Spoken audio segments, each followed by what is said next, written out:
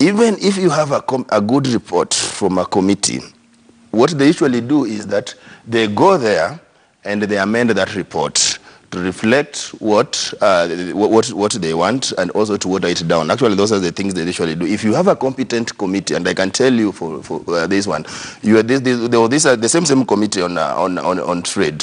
When they were investigating the issue of the sale and the transfer of then Grand Regency Hotel, and when this report was tabled in Parliament, there was even an attempt to amend it so that you water it down. So those are some of the things that members of Parliament do, and we need now the members of media and even the electorate to be vigilant and also hold these members of Parliament to account.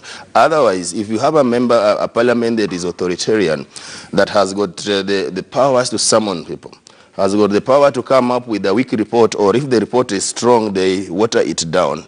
A parliament that if they believe that the judiciary is actually playing its role to ensure that they don't abuse their power, they slash the budget of the judiciary, then it means that we are not going towards the right direction. In near future, we'll have parliament that actually will now even start now sitting as a high court, like I said, to the extent that they now want now to take over the powers of the high court to adjudicate and pass a verdict on some of these particular cases. I agree with what he's saying, that the members of parliament are making it appear as if you are summoned to appear before parliamentary committee now a matter of life and death. You must see how you are going to appease them. You must find a way how you are going to absolve yourself from the accusation. All right.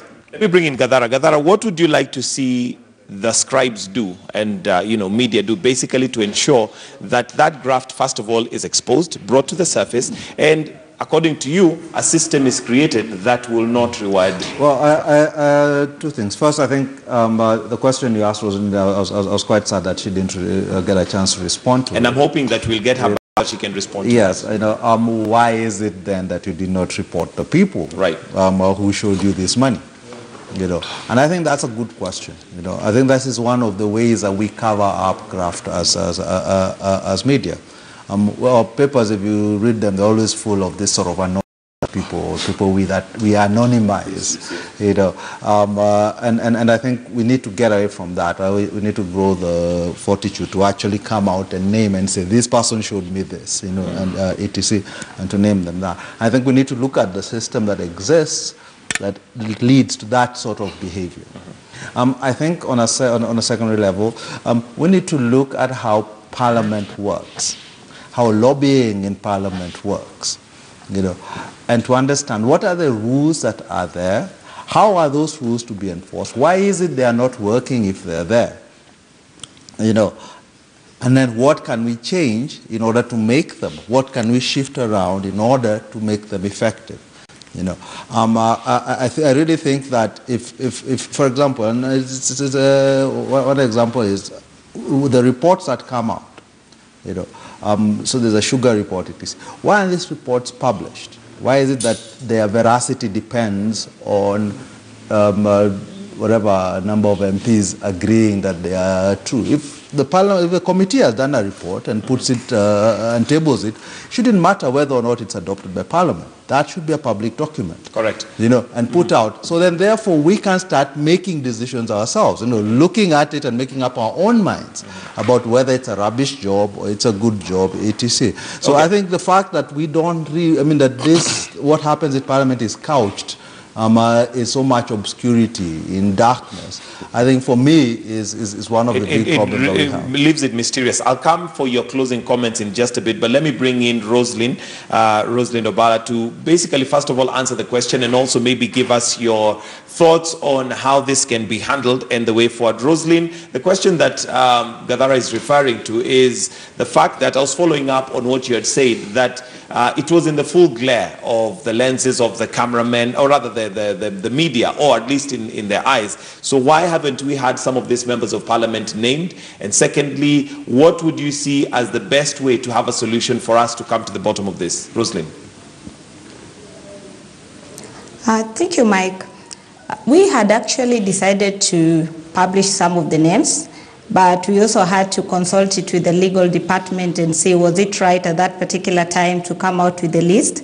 But we have the list of the members because we saw them. I was actually there when they were exchanging the money before they went to the floor. So in due course, depending on how we get advice from our legal team, we'll be able to publish the names.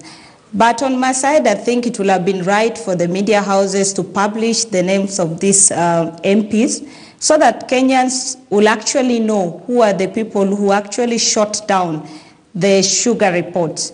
And since this was done without fearing that the media was there, just shows the level of how low the 12th parliament has gone. But generally, when we came, since last year when the new MPs came on board, it has been a challenge. The debate levels have gone so low. Some members almost lasted 1 year without even making a maiden speech, and some have not done it up to now. So you can see how they just think coming to parliament is all about coming and registering that you're in parliament and your people see you in parliament. But it goes beyond that because the lawmaking process comes at the third reading, which with 314 members, you'll only see like hardly 10 members in the House at that particular time. All right. But in committees, you can see it's like all the House members are competing.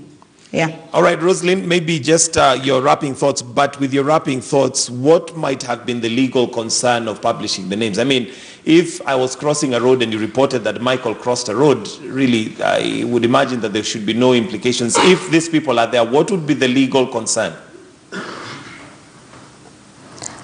That is what we are checking with our legal department, because I remember just early this year I also had a story where MPs were not able, had not spoken in the House, and I was slapped with demand letters left, right, and center. So you see here we are in a case where we have the public interest and also how to bring out the MPs who are actually dishonoring the House. For me, I think that the media should rally behind and just expose these MPs, because the corruption has not just been in the plenary, it has been in committees. We have welfare chairmen, the big boys who actually decide the fate of members who are invited before the committee, and that's why they enforce Standing Orders 125 and demand to have, the Constitution Article 125, and demand to have those invited to come, which if they don't do, they are summoned. And we find that even innocent people are invited to the committees and victimized based on how they behave. Do they play by the MP's tune or they oppose that? So for me, I think the journalists should go beyond and report all this. All right, Thank you very much, Rosalind Obala. We'll let you go for now as we come to the closing comments on the panel here. I'll start with you, Eric.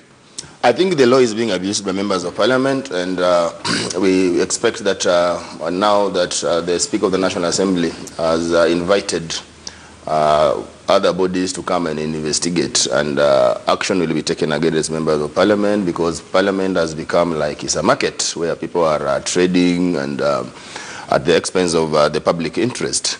And we also, I've seen in the media, and I believe that actually these are the leads. If Didmas Baraza is ready to testify, is ready to give information on who was bribing members of parliament, that is a lead enough that action should now be taken. We shouldn't be expecting that one journalist actually publish the names of MPs who received bribe. That is when we have all the evidence. Evidence is already there.